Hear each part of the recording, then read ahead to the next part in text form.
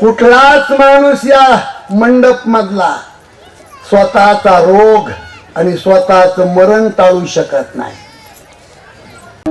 देवाची किंवा संताची भेट झाल्याशिवाय समाधान होत नाही. आणि ते समाधान आणि ती भेट म्हणजे आजचं काल्याचं कीर्तन आहे. मी त्यासाठी अभंग जगद्गुरु तुकाराम महाराजांचा. सर्व भाविकांना माझी विनंती आहे, कुठलाच माणूस या मंडप मधला स्वतःचा रोग आणि स्वतःच मरण टाळू शकत नाही. जरा मरण यातून सुटला कोण प्राणी जात, दुःख मुक्त जगला का रे कुणी जीवनात. वियोगार्थ मिलन होते नेम हा जगाचा, पराधीन आहे जगती पुत्र मानवाचा, दोष ना कुणाचा. मला तुमचे चेहरे पाहून असं वाटत आहे की इकडं माणसं मरत नसते, असं मला वाटतंय.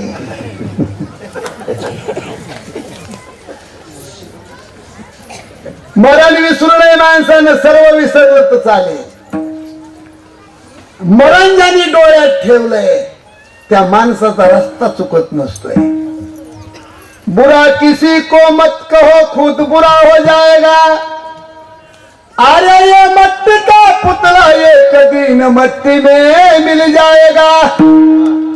बुरा देखन में गया तो बुरा मिला नहीं कोई, अरे जब घट भीतर देखा तो मुझसे बुरा नहीं कोई. जिंदगी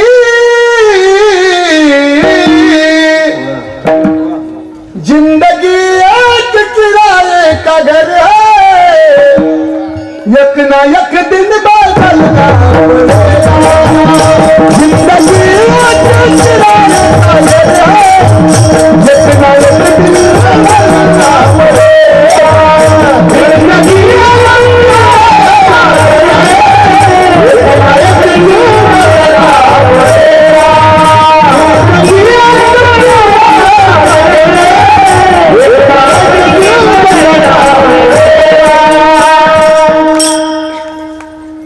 आणि वशिला कुठं चालतोय पण मरणाच्या बाबतीत नाही. रोज गोड बोलणारी बाई प्रत्येकाची, पण तुकाराम महाराज म्हणले शेवटच्या दिवशी सेजेची कामीन. एकनाथ महाराज म्हणले माझ्या दादानो, कलियुगातली बाई जास्त प्रेम सोन्यावर करील, तिची टक्केवारी कमी होईल, कमी प्रेम धन्यावर करील. म्हणून एकनाथ महाराजांनी त्या बाईच्या जातीला भारुडातून संदेश दिला. सुई घे पोत घे वाची फणी घे माय, केसारी फणी घे मैना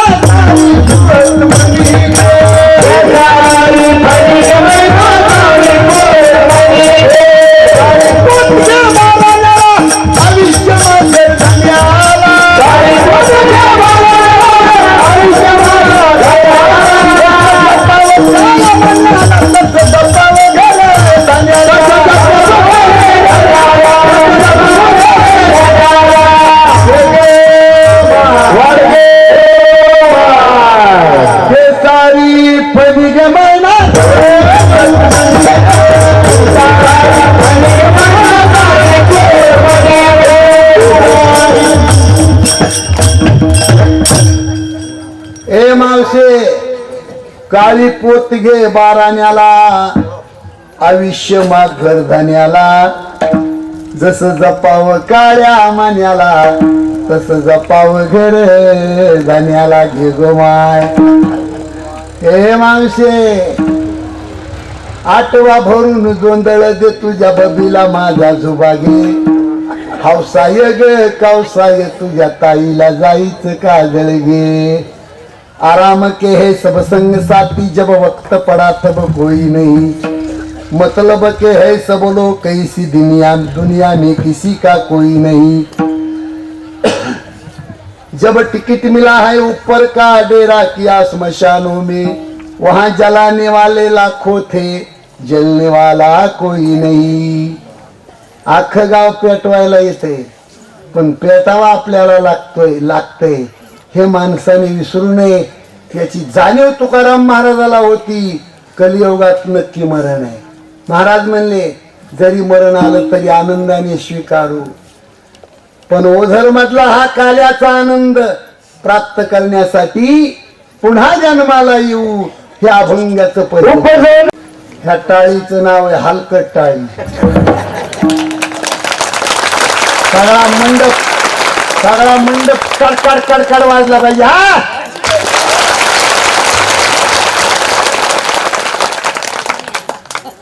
आता मानावं लागेल तुम्हाला लाखवा भरल्यावर.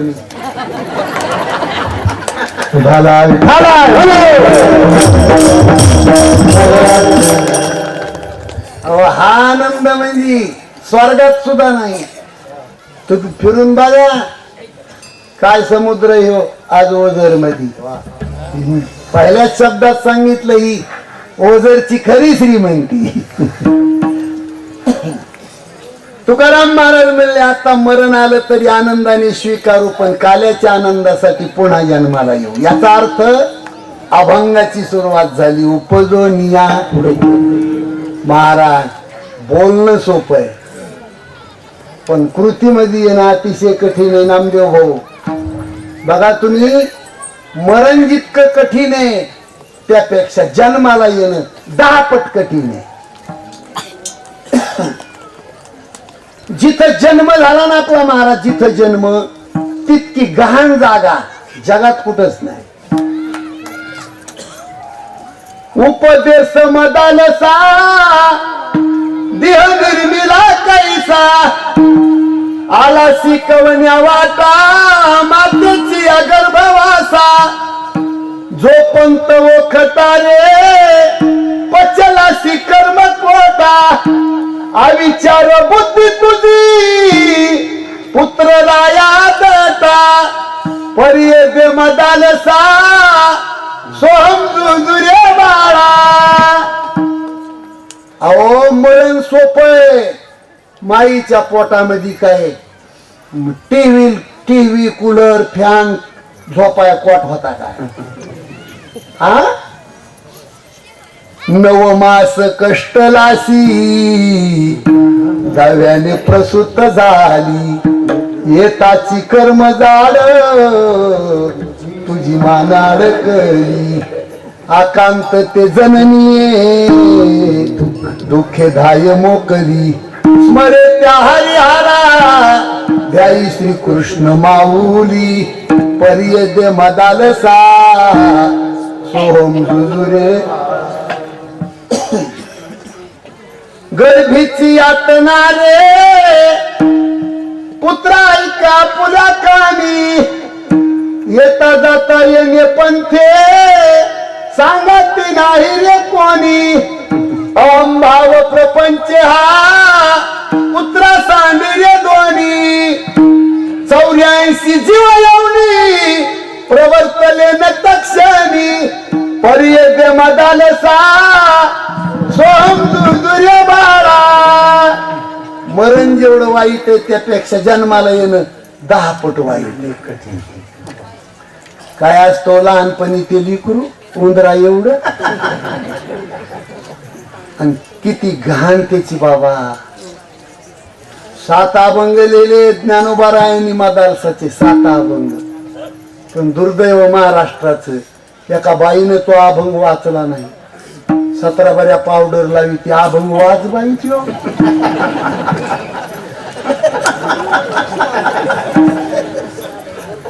हसायसाठी नाही बोललो देवा शपथ, हसायसाठी नाही. महाराज या जगात कुणी लिहिलं नाही. मावशावर तुमच्या पाया पडून सांगतो, माझी हात जोडून विनंती आहे. पहिले 10 वर्ष लेकराला घडवायचं काम आईकडे. आमच्या भागामध्ये काय झालं, पहिलीच्या वर्गातल्या लेकरानं शाळातून पेनच चोरून आणली. पेनच आणि हो पेनच आहे पहिली, इकडे पेन्सिल म्हणजे अवघड आहे बाबा. लेकराने पहिलीच्या वर्गामध्ये पेन्सिल चोरून आणली. साधा दृष्टांत 0 मिनिटाचा, पण शहाणीबाई मरेपर्यंत विसरायची नाही. पहिलीच्या वर्गात पहिल्यांदा लेकरांनी 5 पैशाची पेन्सिल चोरून आणली. घरी येऊन आईला म्हणतय, आई आई मी पेन्सिल चोरून आणली. आई कशी करते,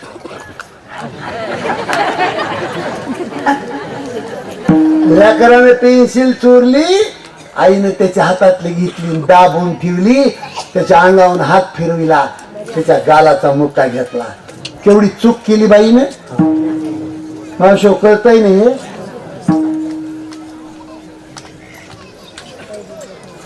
त्यावेळेला त्या लेकराच्या थोबाला ताडकून मारावा लागती.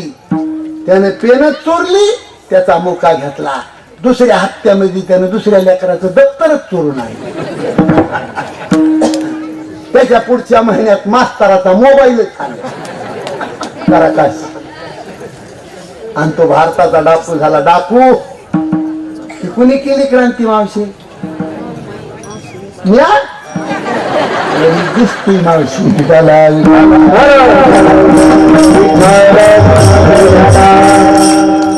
मी मदाल सावून तुमच्याकडे आलो.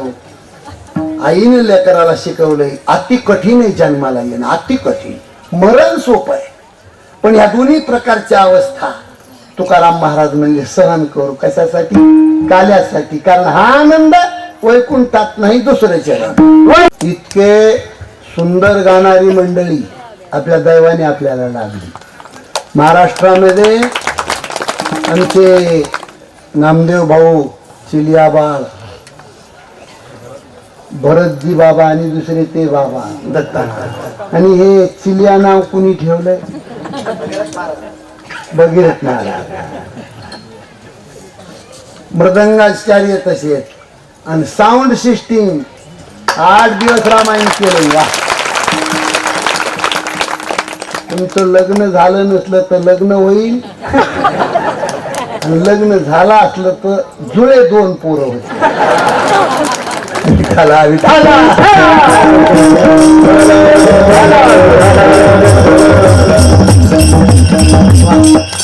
लय 7-8 दिवस आनंद भोगला मी इथं, पण मला सुखच नाही आणि झोपत नाही. बाजरीच्या भाकरी चुलीवरच्या करून आणतो, वांग्याचं भरीत, कांद्याची पात गाडीत खातो, 2 भाकरी, 2 बिसल्याऱ्या पितो. इथं आलं कुणी म्हणलं कुणी जेवा. जेवलो महाराज. कुणाला तकलीफ नाही आणि काही नाही. 8 दिवस आता जाऊ वाटा ना मला, अशी हुंबल झाली. सतेज भाऊ खरंच लय आनंद आला खूप. हा आनंद वैकुंठामध्ये नाही म्हणले तुकाराम महाराज. वैकुंठात श्रीमंती आहे. वरी कणी खाली डांबरीच्या सडका आहेत आपल्या इथं, आता सिमेंटाच्या सुरू झाल्या, पण वरी सोन्याच्या सडका आहेत. बघा कुणाला जायचं आहे, सोन्याच्या सडका आहेत वरी. महाराज याचा अर्थ असा की श्रीमंती कधी कोणाला सुख देत नाही. अफाट श्रीमंत होते जुन्या काळामध्ये लोक, पण नवरा बायकोनी बंगला सोडला वसंत भाऊ, आणि दुसर बिडून इथं कीर्तन ऐकाय आली. कारण सोन्याच्या दुकानात बरं वाटायला. हेच गेले ज्ञानोबा रायांनी. 18 भार वनस्पती, फुले फळे वळती, 22 त्या पोखरणी, नदी गंगा वाहती. अरे ज्या घरी कुलस्त्रिया, राजा राणी व संपत्ती, ते सुख सोडून कासया योग सेविती. श्रीमंतीमध्ये समाधान नाही, याच्यात समाधान. आणि जाता जाता सांगू तुम्हाला, 1च्या पुढे 1 मिनिट जायचं नाही. अर्धा तास उरलाय सगळा. 3 मजली बंगला वसंत भाऊ, लक्ष द्या. आणि एकुलता एक मुलगा, 40 एकर शेती, मुलाला बसायला फॉर्च्युनर गाडी आहे, कोट्यावधी रुपयाची मालमत्ता बँकेमध्ये. वरल्या मजल्यामध्ये मुलगा सून राहते, मधला मजला रिकामा, खाल्ल्या मजल्यात 95 वर्षाचा म्हातारा, 88 वर्षाची म्हातारी. जळता जळाना इतकी श्रीमंती बाई. कधीतरी 6 महिन्यात सुनाच्या हातातून म्हातारीला जेवायची पाळी आली तर दाराच्या बाहेर उभा राहून ती सून जेवणाचं ताट उंबऱ्याच्या मध्ये अशी ढकली ती. मी म्हणतो काय श्रीमंती होई, काय याच्या धनाला मीठ लावून चाटायचं. त्याला गरिबीचा 1 मिनिटाचा दृष्टांत देऊ.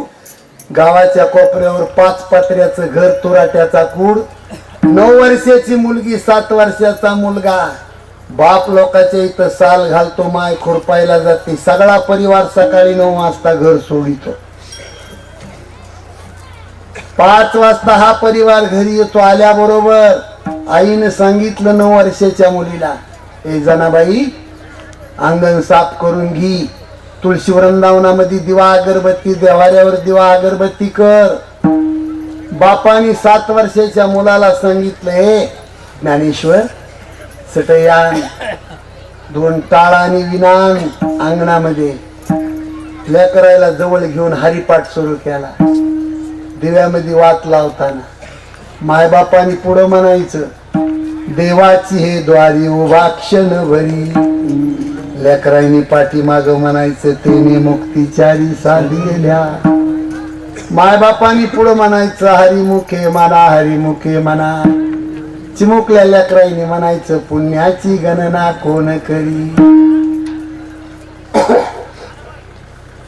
हरिपाठ झाला आणि घरामध्ये बाई गेली. ठोकून ठोकून डबा, 2 भाकरीचं पीठ निघलं मावशावर. जुना काळ आठवा. माणसाला खायला भाकरी नव्हत्या जुन्या काळामध्ये. त्याच्यातल्या थोड्या पिठाचं पिठलं केलं, 2 भाकरी 4 ताटामध्ये वाढून घेतलं आणि पुंडली म्हणून सुरुवात करणार. एवढ्यात 9 वर्षाच्या मुलीनं आईचा चेहरा पाहिला आणि आईच्या दाढीला हात लावून 9 वर्षाची मुलगी म्हणते, आई तुझ्या ताटात जेवढी भाकर तेवढी माझ्या ताटात कशाला वाढलीस गाई. दिवसभर लोकांचं काम केलंस, चतकुर भाकर मोडती 9 वर्षाची मुलगी. आई घी माझी चतकुर भाकर. डोळे भरून आले माईचे आणि बदा डोळ्यातून पाणी गळालं. 7 वर्षाच्या मुलानं पाहिलं आपली बहीण माईला चतकुर भाकर देती. बापाच्या दाढीला हात लावला आणि चतकुर भाकर मोडतो 7 वर्षाचा मुलगा. बाबा ताईनं आईला चतकुर भाकर दिली, माझी चतकुर भाकर तुम्ही घ्या ना बाबा. रडतो ढसा ढसा बाप, लेकराची चतकुर भाकर घेतो आणि श्लोक म्हणून वदनी कवळ घेता नाम घ्या श्री हरीची. पुंडली म्हणून जेवायला सुरुवात केली. माझा दृष्टांत संपला. या घरामध्ये धन नसेल, पैसे नसतील, पण प्रेमाची श्रीमंती किती मोठी आहे महाराज, हे वारकरी संप्रदायाने शिकवलंय. ही वारकरी संप्रदायाची विचारधारा ज्या माणसाने घरामध्ये नेली, आजही त्या घरामध्ये सोन्याचा धूर निघतोय. दुःख नाही महाराज. आणि म्हणून वैकुंठी तो ऐसे नाही कवळ काही काल्याचे. आपल्याला मिळालेला प्रसाद दुसऱ्याच्या मुखामध्ये घालू, अभंगाचं 3रं चरण.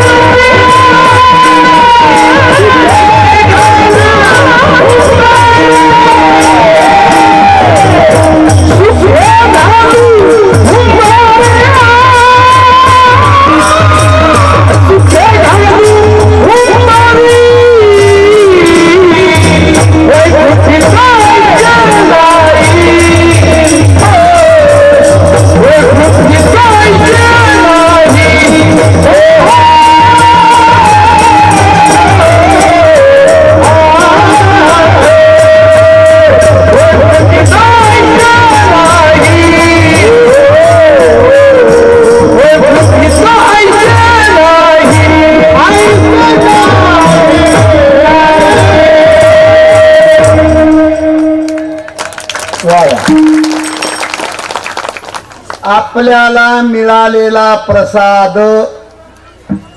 इकडे लक्ष आहे माझ्याकडं, आपल्याला हातावर मिळालेला प्रसाद दुसऱ्याच्या मुखामध्ये घालू आणि एकमेकाला कवटाळू असा त्याचा अर्थ नाही. प्रसाद हातात पडला की लय माणसाला सवय 4-2 लोकांच्या तोंडात कोंबायची, वरून तोंडामध्ये लाई कुंभीतून खालून पाय तुडवितो. एवढा बारीक अर्थ नाही त्याचा. त्या चरणाच्या अर्थामध्ये, या चरणामध्ये महाराज परोपकाराची भावना दर्शविलेली आहे. 1च मिनिट घेतो फक्त, इकडे लक्ष द्या. 22 वर्षाच्या मुलीचं लग्न जुळलं. 10 वर्षाची मुलगी होती तेव्हापासून आई सोबत खुरपायला जाती मजुरी करायला. बाप लोकांच्या इथं सालानं जातो. 22 वर्षाच्या मुलीचं लग्न जुळलंय. वसंत भाऊ, कपड्याचा बाजार करायचा आहे. दाढी वाढलेली, गाठी गाठीचं धोतर, अंगामध्ये बंडी, मळालेल्या कपड्यांनी डोकं गुंडाळलेला बाप बाजारच्या दिवशी रिकामी पिशवी घेऊन दारात बसलेला आहे. मुलीच्या लग्नाचा कपड्याचा बाजार करायला 1ही रुपया बापाच्या खिशात नाही. या मंडप मध्ये कितीतरी माझ्या मावल्या अशा असतील की त्यांना जाणीव आहे की माझं लग्न माझ्या बापानी 5,000 रुपये कर्ज काढून केलंय. तो बाप सुद्धा तुम्हाला इथून दिसत. 1 रुपया नाही. दारामध्ये रिकामी पिशवी घेऊन बाजारच्या दिवशी सकाळी 10 वाजता बाप रडतोय. मावल्या खरं सांगा, या गोष्टीची जाण 22 वर्षाच्या मुलीला नाही का? तुम्ही घरामध्ये जाऊन बघा, भिंतीकड तोंड करून 22 वर्षाची मुलगी डोळ्यातून पाणी बदाबदा गळत इतकी रडती, भिंतीकड तोंड करून. का रडती मुलगी? तिला माहित आहे की माझा गरीब बाप दारात बसलाय. माझ्या लग्नाचे कपडे घेण्यासाठी माझ्या बापाच्या खिशामध्ये 1ही रुपया नाही. माझा बाप गरीब आहे आणि ह्याची जाण आहे मुलीला. मुलगी घरात रडती आणि बाप दारात रडतोय. कशासाठी सांगतोय? करमणूक म्हणून नाही. इमानदारीने तुमच्या खिशामध्ये 2,000 5,000 रुपये असले आणि ही घटना जर तुम्हाला कळाली तर पळत जा. आणि गरीब त्या मुलीचा बाप त्याच्या जाऊन दाढीला हात लावा. नाना, तुमच्या ताईचं लग्न आहे आणि तुमच्याजवळ पैसे नाहीत, कपड्याचा बाजार थांबलाय. मला कळलंय वसंत भाऊ, माझ्या खिशामध्ये 2,000 रुपये 5,000 रुपये. नाना, हे तुमच्या लेकराच्या लग्नामध्ये 5,000 रुपये घ्या आणि हे वापस देऊ नका. मुलगी तुमची नाही, आमची सुद्धा मुलगी आहे. तुमच्या लेकराच्या लग्नामध्ये हे 5,000 रुपये दान, याला म्हणतात ती एकमेका देवमुखी.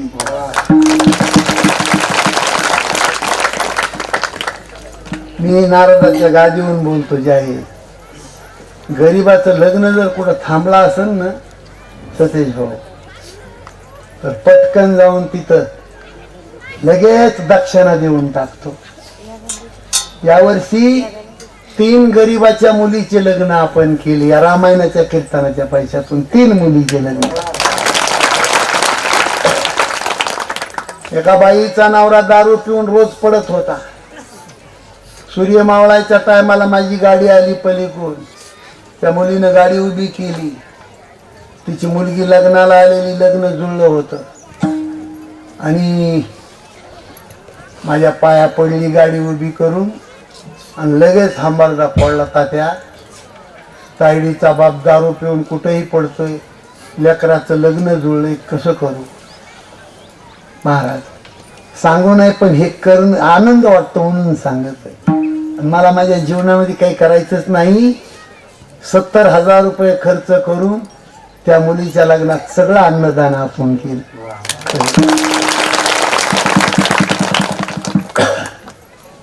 4 मुली. मला लहानपणी कपडे लेकराच्या अंगावर घालायला नव्हते मावशी माझ्या मुलीच्या, पण तुमच्या आशीर्वादानं गरीब लेकराचे खूप मी लग्न केले. 2 मुली डॉक्टर आहेत माझ्या, डॉक्टर आहेत बघतात काय माझ्याकडे. एका मुलीचा मालक विस्तार अधिकारी आहे. माझी मोठी मुलगी तर वाघीण आहे, वाघीण. 120 मुलीचं हॉस्टेल आहे लातूरला. ज्या मुलीला डॉक्टर व्हायचंय त्यांनी मला फोन करायचा आणि तिथं जायचं. जर नेटचा अभ्यास कुणाला करायचा असेल लातूरला तर 120 मुलीचं हॉस्टेल आहे. त्या मुलीला घर नाही, शेती नाही. माझ्या मुलीला मरताना माझी माय म्हणली, कारण माझी बहीण आणि मेहुणा वारले, तिच्या पोराला माझी मुलगी दिली. कारण मरताना माझी आई म्हणली होती, उद्धव ह्या लेकराला मायबाप नाही, कोण पोरगी दे, तुझी मोठी मुलगी दी. माझ्या आईचं वचन, माझी मोठी मुलगी त्या मुलाला दिली. घर नाही माझ्या मुलीला. त्या 5 वर्ष एका डब्यामध्ये पैसे साचवले तिनं मुलीनं माझ्या, 3 लाख रुपये. ज्या वर्षी 50 वर्ष मला झाले त्या दिवशी ढोक महाराजाचं कीर्तन ठेवून माझा वाढदिवस साजरा केला. जिला घर नाही तिनं हॉस्टेल टाकले लातूरला. जर कधी गेलात तर जा. इतकं देखणं हॉस्टेल उभ्या लातूर मध्ये. संक्रांतीच्या दिवशी बाई 5,000 रुपये नवऱ्याकडून 5,000 रुपयाची साडी घेण्यापेक्षा 2,000 रुपये मालकाकडून घ्या. 1,000 रुपयाची साडी घ्या, 1,000 रुपये कागदात बांधून देवाऱ्यावर ठेवा. ज्या दिवशी तुमच्या गावामध्ये गरीबाच्या मुलीचं लग्न येईल त्या दिवशी ते 1,000 रुपये उचला आणि त्या मुलीच्या माईच्या हातात नेऊन तेवढे 1,000 रुपये देऊन टाका. या 1,000 रुपयाच्या बाई तुझ्या लेकीच्या लग्नात बांगड्याभर कुणाला खर्चून टाक. हे घे माझे 1,000 रुपये. तुमच्या मुलीचं नाही चांगलं झालं तर मला विचारा. याला म्हणतात एकमेका देऊमुखी. आता हात वरी घेता का थोडा अवताळा निघेल. गरीब माणसं बरं घ्या, महिला द्या असू द्या. आजच्या दिवशी कोपरात लवू देऊ नका, इमानदारीने घ्यावं. विठोबा रखुमाई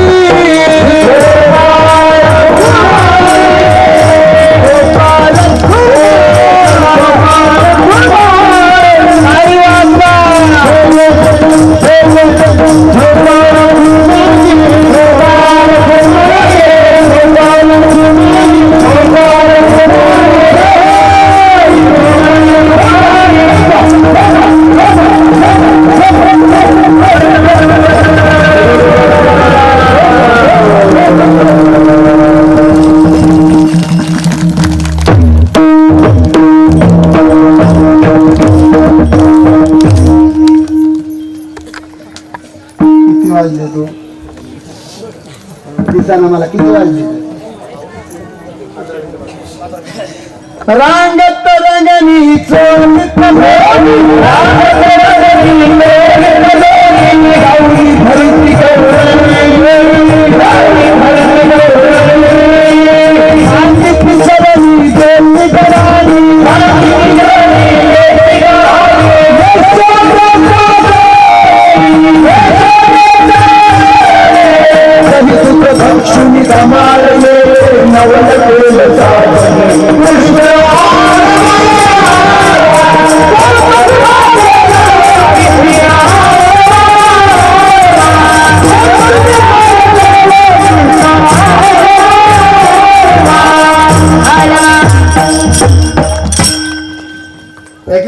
गवळणी मध्ये अर्धा काला संपला. रांगत रंगणी चोरीत लोणी. लोणी चोरलं म्हणून गवळणीनं धरला, धरून राहिल्या नाही. बांधी ती चरणी, पाय बांधले फार फाराच वडीत न्याला यशोदामाईच्या महालावर, नंद पाटलाच्या वाड्यावर. आणि सगळ्या गवळणीने यशोदा माता जाम केली. ए मावशे यशोदे तुला येईन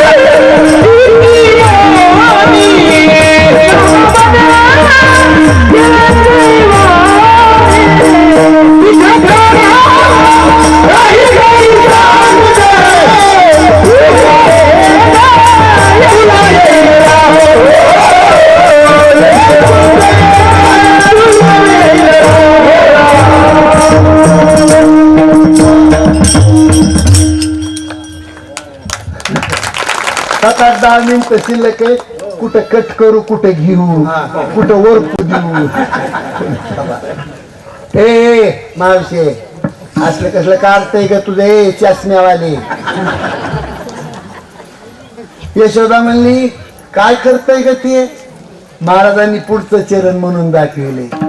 गवळण म्हणली काय करताय? अगं दारात येत आहे, तोंडानं वाकडं दाखवित आहे. कसं वाकडी दाखवित आहे? कसं? आता सगळ्याला जड वाटत आहे, पण लहानपणी सगळ्यांना हे केलंय. कसं केलं? इकडं लक्ष द्या. तोंड करी वाकुडे मला म्हणते तसे वेडे, तुझ्या कानाला काहीतरी सांग सांग ग यशोदे ग, तुला येईन राग. यशोदा म्हणती एवढ्याची जाऊन आलात तुम्ही, तुम्हाला लेकरं नाहीत का ग?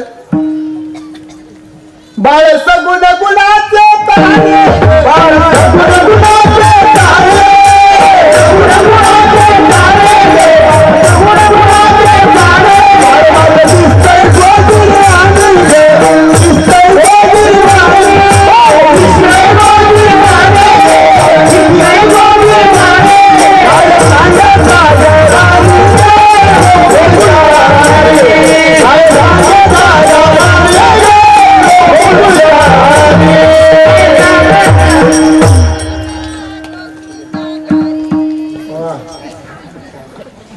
सावळा ग चिमणा माझा, गवळणीत खेळे राजा, तुम्ही मोठ्या ढाल. इथल्या नाही आमच्या तिकडच्या. महाराज भगवान श्रीकृष्ण अशी आईच्या कमरेला धरून उभे होते. सावंगाड्याची गँग इकडून होती, समोरून एक तापड गवळण वाकडी होती. कशी करते ए काळ्या मेलिया, तू माझ्या नादाला लागून बघ म्हणली, तुला झपका दाखविते. कृष्णावर हात उगारला एका गवळणीने. देव सावंगाड्याला म्हणले ह्या ताईचा मोबाईल नंबर घ्या रे म्हणले. मोबाईल नाही, घर नंबर होता तवा. जिनं हात उगारला तिच्या घरात देव गेला. नवरा बायको झोपले होते. मावश्या हो, बाई 7 फूट उंच, 7 फूट उंच होती बाई, आणि मालक पावणे 4. आणि ह्याची दाढी तिची येणी जे गाठ मारली कनी, पहाट पहाट बाई उठून बसली तरी हे लोंबत होत. तिसरी गवळण आली दावणी, आणि ग बाई काय केली करणी, पतीची दाढी माझी वेणी, दोन्हीची गाठ मारोनी. तिसरी गवळण म्हणली ए असलं कसलं काढतंय ग तुझं? यशोदा म्हणली काय करतोय ग? काय बाई, रात्री 2 वाजता आमच्या नवरा बायकोच्या मध्ये तुझ्या लेकरानं मुंगसूच आणून सोडलंय. गवळ ओरिजिनल गवळण येत नाथ महाराजाच्या या. आम्ही असतान जसुरी मुंगूस घेऊन या पुल्या करी, सोडी आले दोघा माजारी, नवत्य बोचकरी आम्हासी ग बाई बाई, हरी तुझाला. खूप खोड्या केल्या. शेवटी संपूर्ण गोकुळ यशोदा मातेला विनंती करते, अवघ्या मिळवणी गवळणी जाती नंदाच्या अंगणी, जातो आम्ही गोकुळ सोडवणी आमुच्या सुना घेऊनी. यशोदा माईच्या डोळ्याला पाणी आलं. कृष्णा उद्या जाई राणा सवे,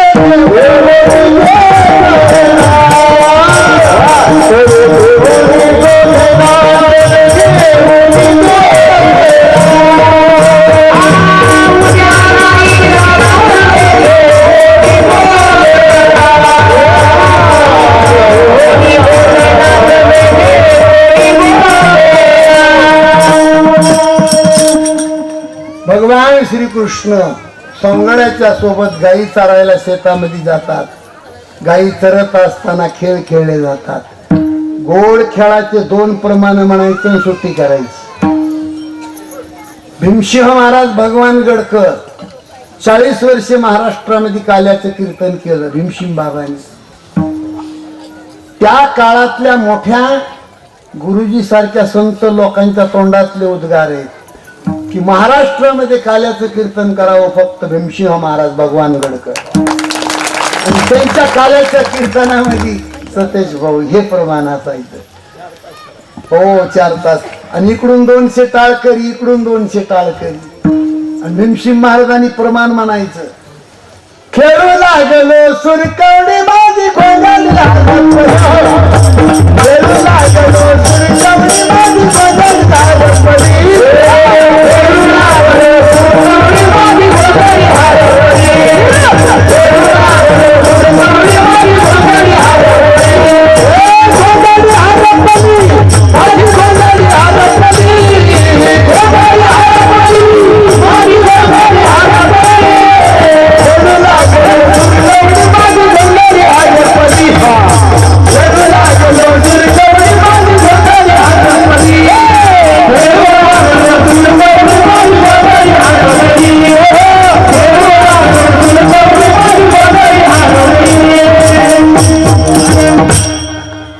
प्रमाण झाला. आता एक म्हणायचं, सगळ्यांना मिळून म्हणायचं. ते खाली बसलेल्यानं सुद्धा जे म्हणायचं नाही त्याला 500 रुपये दंड आहे.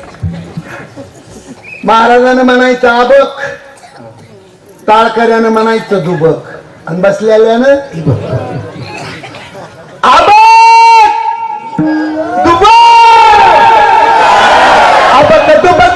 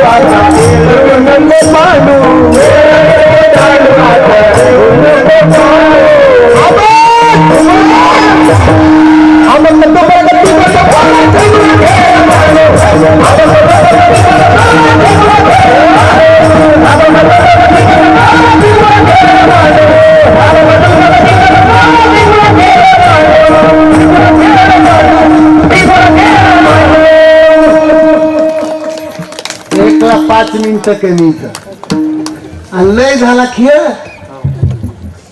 1 कोटी रुपये लागले ह्या खेळाला. 1 कोटी साधा खेळ नाही झाला.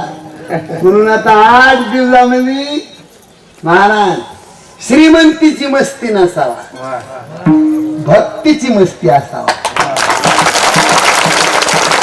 मी पांडुरंगाची शपथ घेऊन सांगतो तुम्हाला, काहीच न शिकल्याला महाराज 1 दिवस सुद्धा आळंदी फिरंदी अजिबात कुठेच गेलो नाही. पण खात्रीने सांगतो तुम्हाला, साधू संतांच्या पिशव्या वाजवल्या. 24 वर्ष भगवानगड झाडायचं काम केलं. तुम्हाला उभ्या महाराष्ट्रामध्ये लोक वाट पाहतात सतीश भाऊ की सोले महाराज आमच्या घरी कधी येतील. मोठे पण सांगत नाही, पण भाऊ बाबांची सेवा केली त्याचं प्रतीक सांगतोय. बोलायला सुद्धा वेळ नाही महाराज, बोलायला एवढी ताकद साधू संतांच्या कामात आहे. मी खरं सांगतो तुम्हाला, ह्यो आनंद लुटा, ह्यो आनंद लुटीन, हीच खरी श्रीमंती. पैशाच्याला मागे लागणाऱ्या माणसाकडे, फक्त धन कमावणाऱ्या माणसाकडे लक्ष्मी कधी न कधी पाठ फिरवी ती. पण या आनंदामध्ये घुसलेल्या माणसाच्या घरात बळत लक्ष्मी शिरती. सतेज भाऊ पुत्र सांगतो तुम्हाला परमार्थाचं नामदेव भाऊ, हे लक्ष द्या माझ्या. एक करमणूक म्हणून ऐकूच नका. सूत्र सांगतो, 33 कोटी देवाचा राजा इंद्र आहे, पण भिकारी आहे. अहो बंद करा त्याला बंद करा. हो मोबाईल वाले त्याला बंद करा, कानाला लावायची वेळ नाही झाला. 33 कोटी देवाचा राजा इंद्र आहे, पण अष्टमहासिद्धीची अपेक्षा करतोय, भिकाऱ्यावानी जीवन जगतोय. पण इंद्राला हे कुठं माहित आहे की त्या अष्टमहासिद्धी लक्ष्मीचे पाय चुपित्यात आणि लक्ष्मी देवाचे पाय चोपते आणि तो देव या मंडप मध्ये आज संत भगवान बाबा भाऊचे पाय चोपतोय. आज वैकुंठामध्ये देव नाही, आज जगाचा बाप ओझर मध्ये झाडायला देव इच्छी रज रणीची माती धावत चालती.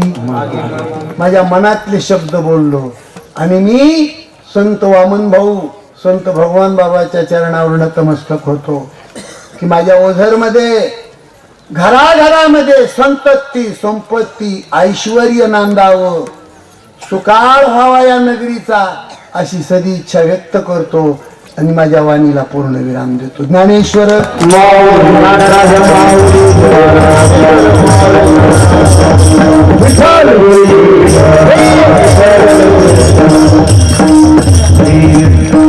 प्रसाद आनंद थोडा इथं दयांगी आहे का आधी दयांगी थोडा महाराज माझ्या मागे उभा राहायचे एवढ्या हल्ल्यात उभा राहा टोपलं घ्या. मंडपातलं एक माणूस जर उठलं बघा काही पुन्हा सांगितलं उठायचं नाही कुणी. हा मोठा कार्यक्रम आहे. प्रत्येक माणसाने या ठिकाणची संस्कृती आज दिवसभर सांभाळायची आहे. हा हातोडी घ्यायची त्याच्यावर नारळ ठेवावं लागतं असं उघडं ठेवू नाही. नारळ सतेज भाऊ हात लावा रे.